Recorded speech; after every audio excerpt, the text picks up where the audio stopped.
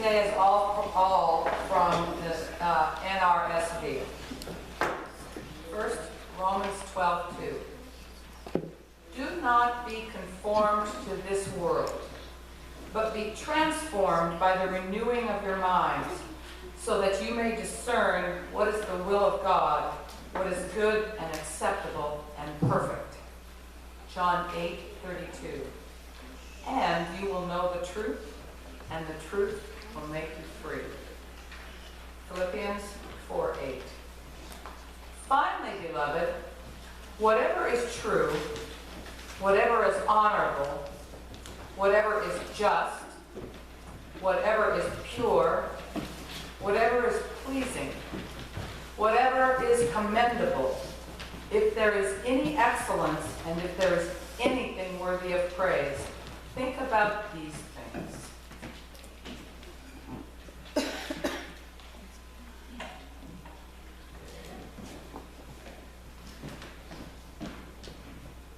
The word of God for the people of God. Thanks be to God. Since my freshman year of high school, I have kept a regular journal.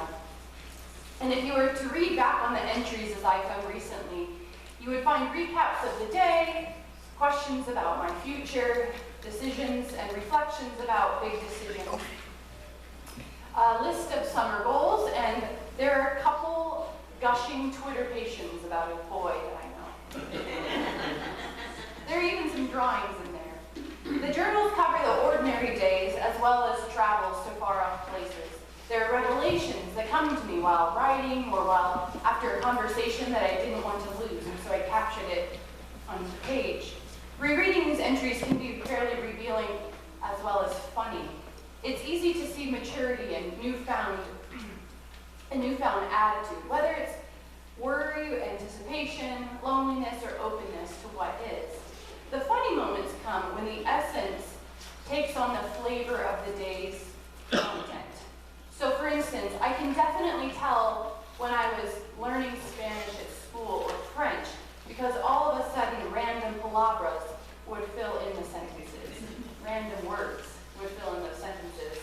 Sometimes I would dream in those languages and they were so strange and wild that I had to capture those in my journal. Traveling always gave me space and new perspective to think esoterically, and so I wrestled with big questions on the page while I flew in the airplane. But by far the silliest entries have the pretentious tone because I had just finished watching a Jane Austen movie. There's nothing like hearing an ordinary day at work in the tone of Mrs. Elizabeth Bennet. I don't know, you have to be there, I guess. The drawings reveal a space and heart settled to take in more than just my jumbled mind and thoughts. And there are prayers that illuminate gaps between what I know and what I don't know, what I can and can't do, and my recognition that wisdom beyond my own mind is crucial. As I reflect on journaling and reread some of my old entries, I see what I take in to nourish my body, soul, and especially mind. And these things affect what I see, how I act, and what my further thoughts might be. Journaling in part has captured the ways of study that I have practiced, intentionally, but also, and most especially, unintentionally. Such a revelation makes it clear that study as a spiritual practice can have great implications upon our relationships and perspectives on the meaning of life. The practice of study is not just for nerds, though I resemble that remark a little bit. The practice of study instead can foster intimate concentration and reflection upon the wisdom of God, the Creator, who has and what He has put before us, within us, and around us. Study can be a spiritual practice, and such practices are for the purpose of transforming a person so that he or she has life-giving habits and the ability to connect further with the will of God. Apostle Paul believed study was imperative to the life of the follower of Christ. To the Romans, he said, "Do not be conformed to this world, but be transformed by the renewing of your minds, so that you may discern what is the will of God, what is good and acceptable and perfect." Study, or the renewing of our minds, goes way back, way before the academy, way before graduation robes were created, way before the printing press or telescopes. Study is that innate human function and desire that expresses one's ability to grow. I suspect our ancestors, even with smaller brains, were people who studied. They watched the patterns of animals so they knew when to hunt. They checked out the seasons of weather so they would survive the elements. And they even took to the walls with pictures. Biblically speaking, studying took on a vital and religious role for the Hebrew people. The Old Testament instructs people to write the law on the very thing that was supposed to shape and reform their thoughts and actions. Write it on the doorposts, write it on the gates, and bind it to your wrists so that that word will always be in front of your eyes. This was a start toward one's awareness and reflection on God and human relationships. Study as a spiritual practice can't just stop there, however, with observation or consumption of knowledge. The gift of study comes when we're able to integrate perceptions of reality through observation and reflection, thus learning a lot and weaving wisdom into our very DNA. So before I go on, I have a small question. Have you ever heard your teenager or a teenager around you, maybe even your own voice, say, "Algebra 2, who needs that?" Are there other subjects or maybe other topics that seem unnecessary or unredeemable? Any out there that you can think of? Geometry. Geometry, okay.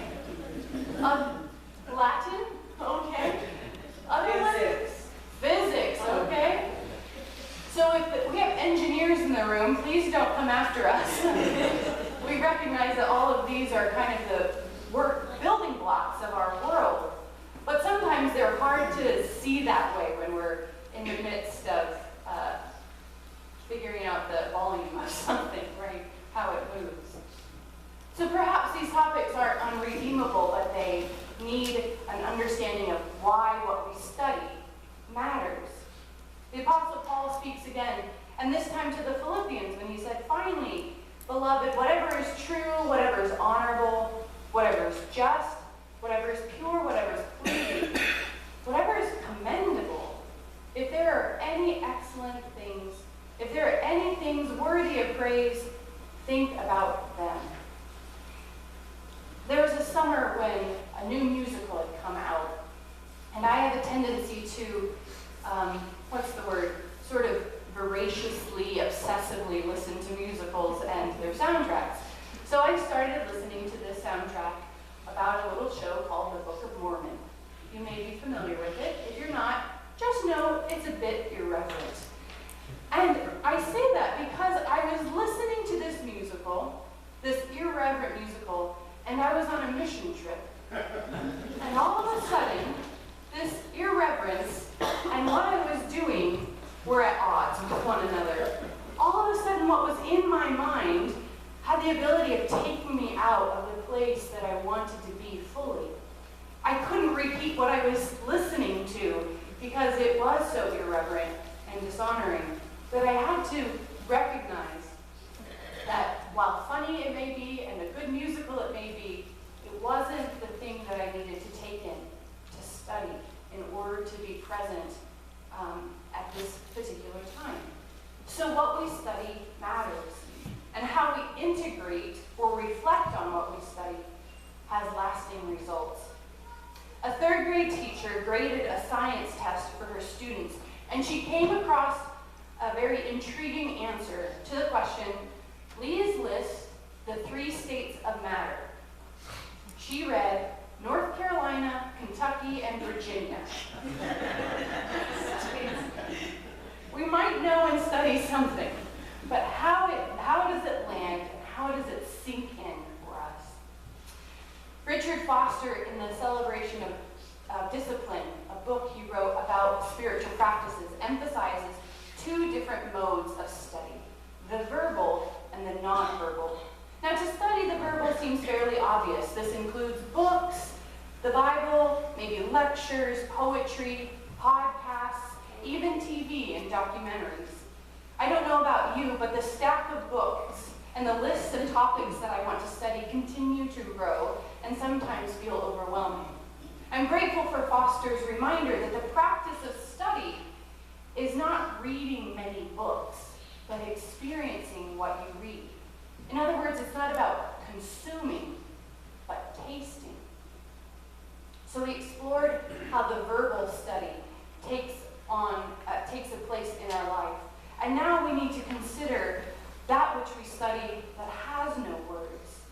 The nonverbal incorporates and seeks wisdom from careful observation of events and actions, especially in nature. The drawings in my journal seek to capture and provide rumination on the landscape before me. Recently, Mac and I were watching the early episodes of The Crown about Queen Elizabeth II. Anyone familiar with that Netflix show? Yeah. Well, early in this story, there is a modernist painter who has been commissioned to paint a portrait of Winston Churchill. And this would be a gift from Parliament that he would receive for his 80th birthday.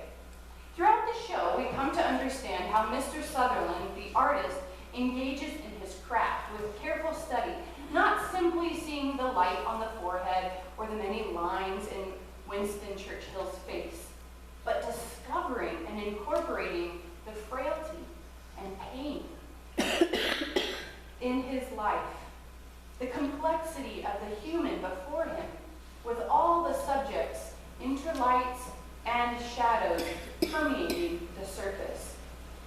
While Winston Churchill didn't appreciate the truthfulness of this painting as it was borne out, he did value the way this intentional observation and study opened a window into his own knowing of his deeper self.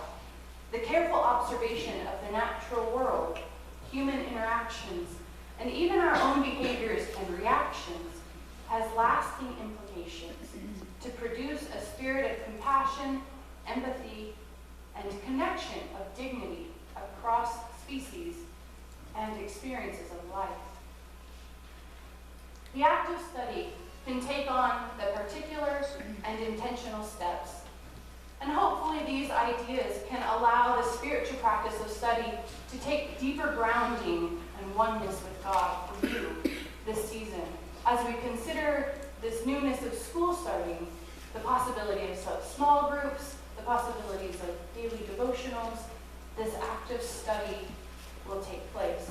So there are a couple of steps that Richard Foster laid before us for this spiritual practice. The first one is repetition. Now, if any of you have had any connection with children, you'll know they'll sing the same song over and over again, right? You know the ABCs frontwards and back. But perhaps you could also recall your multiplication tables, right?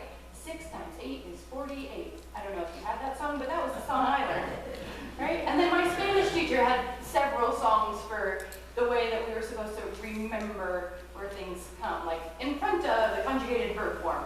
I'm not sure what goes in front of the conjugated verb form, but it was there all the same. So repetition matters, and repetition in our way of study can be very simple. It can take on 10 minutes. So if you are studying vocabulary words in Spanish or another language, spend 10 minutes. That's the act of study. If there's a chapter or a verse of the Bible, spend 10 minutes considering that, reflecting on it, reading it over and over. Or spend 10 minutes watching the birds. From repetition comes concentration. This is staying focused on one thing. Now this takes some intention, right? Concentration takes intention because it requires us to put our phone aside, to not let the noises and the beeps distract us, and get that cup of coffee or cup of tea and sit down and read that book, or watch the TV show, or watch the birds, and not multitask. Concentration is one of intention to that study. Then comes comprehension. This is the focus on the knowledge of truth, those aha moments that propel us into growth and freedom, recognizing what it is that we're studying. And from comprehension comes reflection. If comprehension defines what we study, reflection defines the significance of what we study. And this requires a humility to become a student. So with repetition, concentration, comprehension, and reflection, we live into this spiritual practice of study. It's really easy to accumulate or consume knowledge. We can have degrees all over the wall, and plaques, and even experiences. But as my favorite comedian, Michael McIntyre, said, what does it all mean? He has a sketch where he talks about books, how we all have bookshelves, and people come over and he says, what is it that we line our bookshelves with books? Like, look at me, I can read. Ah, that book, that was a good book in 1968. I've never read it since, right? We have these things. He said, we might as well put our lean cuisine up on the wall. Look at that. Ah, lasagna, lean cuisine. I can eat. Isn't it great? I'm going to wallpaper my house with all of the things that I eat. The similar idea of accumulating is not so much the purpose. Instead of checking boxes, the purpose of study is to find freedom. John 8 says, you will know the truth, and it will set you free. I certainly know and understand much more than I did when I was a ninth grader, starting that journal. And the freedom now that I have to admit all of the things that I don't know still, and that I'm excited to learn. So I believe that this practice of study frees us to encounter the mind of God and the grace as we are molded. May it be so for us each and every day of our lives. Amen.